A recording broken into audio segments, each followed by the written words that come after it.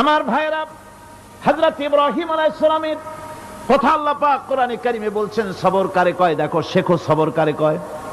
আল্লাহ পাক বললেন, ইব্রাহিম তোমার বিবি আর তোমার নবজাতক এই সন্তানকে রেখে আসো মক্কা নগরীতে। তিনি চলে গেলেন, সেখানে ঘর নাই, বাড়ি নাই, কিচ্ছু নাই, চতুর্দিকে ধুধু বালু আর মরুভূমি। হযরতে হাজরা বলছেন, ইব্রাহিম সামান্য পানি আর খাবার দিয়া আমার সন্তান শুদ্ধ এখানে রেখে যেতেছো, আমি কি অপরাধ করেছি? কোনো জবাব নাই। দুইবার তিনবার বলার পরে হাজরা বলছেন, ইব্রাহিম গো, তবে কি আমার আল্লাহর হুকুম মতো আমারে রেখে যাচ্ছ নাকি? হযরত ইব্রাহিম আকাশের দিকে আঙ্গুল উঁচু করলেন। কথা বলবেন, বাক শক্তি বেরোচ্ছে না।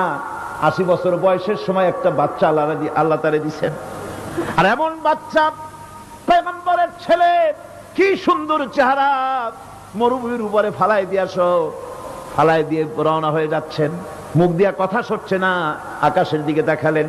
হযরত হাজরা বুঝতে পারলেন। হযরত হাজরা বলেন, ইব্রাহিম কোনো চিন্তা নাই, নিশ্চিন্ত মনে বাড়ি ফিরে যাও। আমি আমার আল্লাহর উপরে এতটা ভরসা করে আল্লাহর হুকুমে যদি আমার এখানে রেখে যেয়ে থাকো, ওই আল্লাহ পাক আমাকে আর আমার কলিজার টুকরা ইসমাইলকে পানিতে আর খাবারে মারবেন না, অবশ্যই তিনি ব্যবস্থা করবেন। ব্যবস্থা হয়ে গেল। হযরত ইসমাইল বড় হয়ে গেলেন। আল্লাহ পাক অর্ডার করলেন, জবাহ করো ছেলেকে। হযরত ইব্রাহিম আলাইহিস সালাম যখন জবাহের প্রস্তাব করলেন, হযরত ইসমাইল তা আপত্তি করতেন, বাবাজি আমার মায়ের আর আমাকে বাচ্চা অবস্থায় ফেলে গেলেন, খাবার দেন নাই, পরার দেন নাই, বছরের পর বছর আমাদের এখানে কাটলো, দেখতেও আসেন নাই, আজ আসছেন জবাহ দিতে। এটা কেমন কথা? কি ধরনের বাপ আপনি? এরকম বলছে নাকি? এরকম বলছে? হযরত ইব্রাহিম আলাইহিস সালাম প্রস্তাবটা কিভাবে পারলেন? আল্লাহ পাক কোরআনে কারিমে দৃষ্টান্ত রেখে দিয়েছেন। আল্লাহ পাক বলছেন, হযরত ইব্রাহিম ছেলেকে বললেন, ইয়া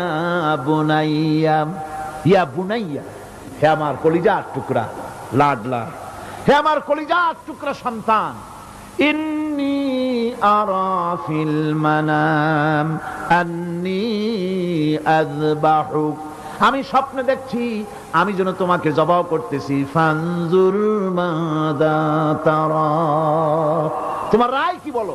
আমি তো স্বপ্নে দেখছি যে আমি তোমার জবাহ করতেছি, এখন তোমার রায় কি, তোমার মত কি? হযরত ইসমাঈল আলাইহিস সালাম শুনিয়া দিলেন দৌড়, নাকি না? হযরত ইসমাঈল আলাইহিস সালাম ধৈর্যের প্রতীক, তিনি কি কথা বললেন? তার মুখের কথা কোরআন শরীফে আল্লাহ পাক উঠায় দিলেন। হযরত ইসমাঈল বললেন, ইয়া আবাতি ফাআল মা তু'মারু সাতাজিদুনি ইনশাআল্লাহু মিনাস সাবিরিন, হে আমার পিতা, আপনি যে ব্যাপারে আদিষ্ট হয়েছেন আপনি তা পালন করুন, অবশ্যই আমাকে ধৈর্যধারীদের মধ্যে পাওয়া যাবেন। সুবহানাল্লাহ।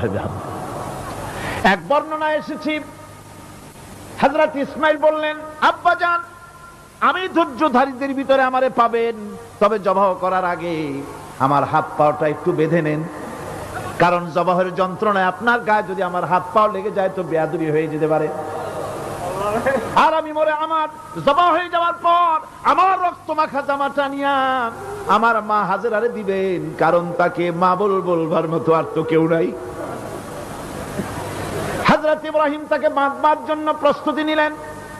হযরত ইসমাঈল বলছেন, আব্বাজান বাঁধবেন না, বাঁধার প্রয়োজন নাই। বলে, কেন? একবার বাঁধতে বললে আবার তুমি নিষেধ করছো কেন? ছেলে বলছেন, আব্বাজান বাঁধবো না এই জন্যে, হয়তো কিয়ামতেই প্রশ্ন উঠতে পারে যে আল্লাহর হুকুমে রাজি ছিল না বলে হাত পা বাঁধা জবাহ করছে, আমি এই সুযোগ দিব না, আপনি জবাহ করেন, আমি এতটুকু নড়াচড়া করব না। ধৈর্যের চরম প্রতীক হযরতে ইসমাঈল আলাইহিস সালাম দেখাই দিয়েছেন ধৈর্য কারে কয়।